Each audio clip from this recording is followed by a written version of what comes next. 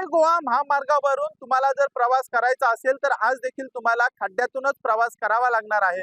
कारण मुंबई गोवा महामार्गावर ठिकठिकाणी प्रचंड खड्डे पडल्याची परिस्थिती आज देखील पाहायला मिळत आहे।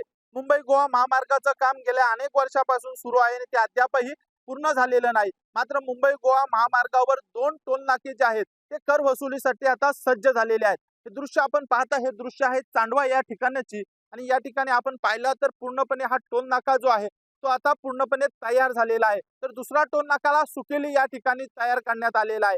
मात्र आपण जर पाहिलं तर मुंबई गोवा महामार्गाचं काम गेल्या 17 वर्षापासून सुरू आहे। मात्र टोल नाक्याचं काम एखाद वर्षातच पूर्ण झालं।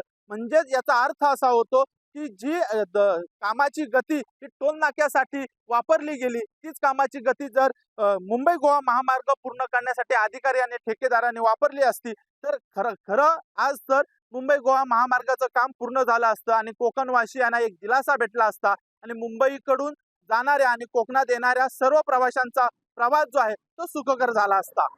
अजय नाटकर, जय महाराष्ट्र न्यूज, रायगड।